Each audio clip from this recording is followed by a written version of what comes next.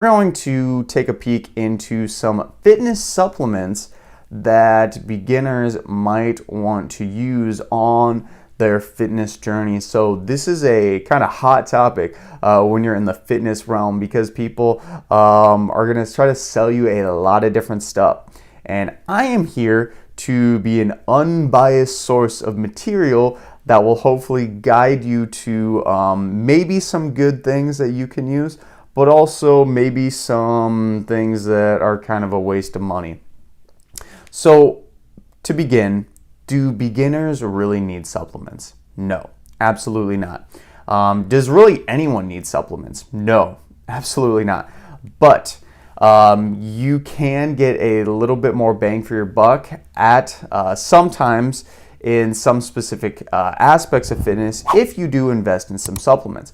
With that said, 95% of your gains will be made from proper nutrition, sleeping well, managing your stress, managing your workload in the gym, and basically all of that stuff is not a supplement, right? You're just basically having a good, proper lifestyle. When it comes to supplements, though, there are a few that are very highly researched and will give you a decent bang for your buck. The first supplement that we're going to talk about is creatine monohydrate. Now, creatine monohydrate is usually taken in a powder or pill form. Usually it's going to be in a powder form because that is actually the cheapest version of this. And then what creatine monohydrate does is that it improves your muscular power, strength, and even size if you are able to use it to push yourself harder. And that's exactly what it does. One of the main mechanisms that creatine monohydrate works is that it brings water into the muscle. And when it does this, it can hydrate the muscle a lot better, which can actually help you to perform better, get more muscle power, get more strength, and of course, get more size over time. Also, too, if we think about our energy systems, there is this system in our body called the phosphogenic system, and this is the system that is done when we need high amounts of force very, very quickly. So if you think about running across a parking lot because there's a madman chasing you or a car chasing you for whatever reason, hope to God that's not happening to you, but just say you need to use a lot of energy really quickly, the phosphogenic system is going to help produce creatine phosphate extremely quickly, ATP, I should say, to actually get you to do that activity. And creatine, when you supplement it, can kind of help replenish that system a lot quicker, so then you're able to do those high intensity activities. Creatine in itself is extremely cheap. Also, make sure you're getting creatine monohydrate. That's going to be the one that's the most highly researched. That's going to typically be the cheapest. And it's going to usually have just overall the best results. There's creatine phosphate, I believe, creatine diester, I believe, as well. Monohydrate's usually the way to go. That's the one that I would normally get. I haven't used it in a while. I've just kind of cycled off supplements, but yeah, creatine's super great. Just realize too, this effect on your overall muscle gain and strength gain is going to be very small. It is going to be there. It is going to be, especially if you're doing this consistently and taking that supplement consistently, it is going to allow you to actually get some more strength results, but it's going to be very, very small. It's not going to be super, super huge by any means. So on top of that, caffeine is an extremely potent and efficient performance enhancer. Now, the way caffeine does this is that it actually helps to release calcium ions into the muscle cell.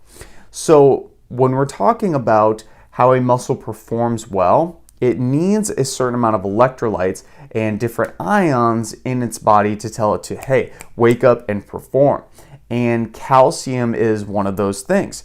Now, when you take caffeine, it can actually help to overall stimulate this release of calcium ions, so then your muscle is primed and more ready to go. If you think about it, this is actually why sometimes after you drink a cup of coffee, or if you take in just some caffeine in general, you might feel like, oh my gosh, I need to use the restroom. Well, that's because your digestive system is actually made of muscle as well. It's made of smooth muscle that you can't voluntarily contract. So when you're actually taking in caffeine, it can kind of force your guts basically to start working a little bit better too. I just think that's an interesting thing to note. Something that I thought was interesting when I first found out about it. Another way caffeine helps with performance is that it decreases your perception of fatigue. Now, in your body, there's these things called adenosine. The adenosine receptors. And basically, when you are awake throughout the day, this adenosine builds up tremendously. And when this adenosine builds up long term, it's going to make you feel sleepy. And when you sleep, that adenosine is cleared out. Okay? So adenosine helps you to feel tired. What caffeine does, it actually blocks the adenosine receptors from making you feel sleepy.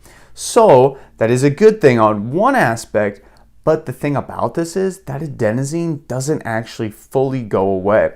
So you may be thinking, oh, it's like endless energy. Well, that adenosine is still going to be there, plus the adenosine that's going to accumulate and then ultimately fatigue you even more after that gym session. So it will help you a little bit, but you need to be careful because it's going to build up and you're going to be even more tired, which might make you lean towards grabbing even more caffeine. Just kind of a double-edged sword and something for you to realize.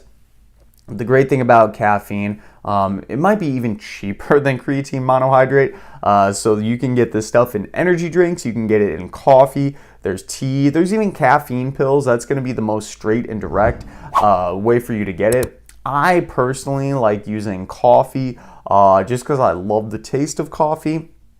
And coffee in itself is extremely cheap and can get you that good caffeine. And also the caffeine from coffee, aside from the caffeine, can give you some benefits just from drinking the coffee as well. That's kind of a separate note.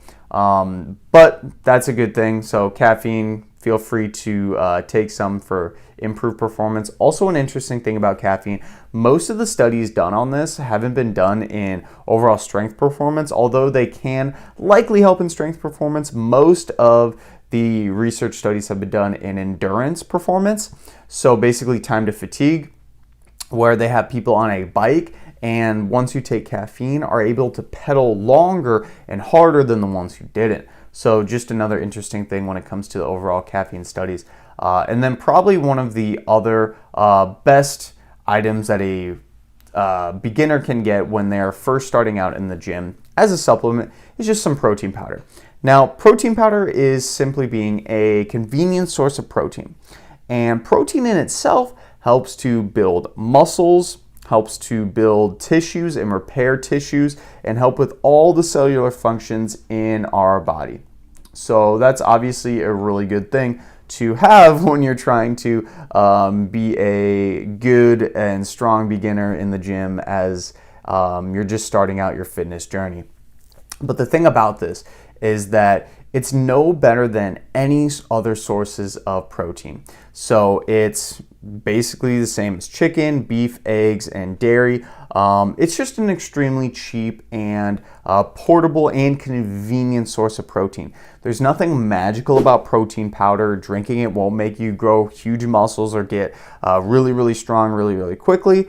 But if you are lacking in protein, it absolutely can help with that. I have in the description actually linked down in the product links one of my favorite protein powders that I'm currently using. Super cheap, really good for yourself to use. And also just some notable supplements that I don't use a lot, but they do have some good efficacy and can help you as well.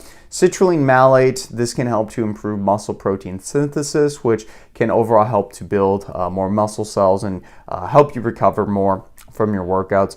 Beta-alanine might help to increase endurance in endurance activities such as running, biking, swimming, etc. It might even improve your overall endurance in your workout sessions as well. So the ability to just have more stamina, have more vigor overall when you are doing those workout sessions. Fish oils, also pretty cheap. There is some decent evidence on heart health and even brain health and brain function overall. These are great if people are lacking in omega-3s and omega-6s. And then there's this stuff called beetroot extract. This stuff is interesting. When you take this, a lot of people will note that they have greater performance, and this is usually because the circulation in their body is improved greatly. So if you take this, you might notice that your muscles feel full of blood when you're doing your workouts. You just feel full of energy and circulation, and all that oxygen is just being taken and pushed right into your muscle cells. And this is kind of one of the good things about it. They have stuff that you can take. It's just literally beetroot extract, and it tastes kind of dicey. They also have this stuff kind of put into a pill form as well, which you could consider taking. It might not taste quite as bad, but yeah, so those are a few ideas for supplements. Go ahead and give this video a like if it's given you some value so far and helping you out on your fitness journey.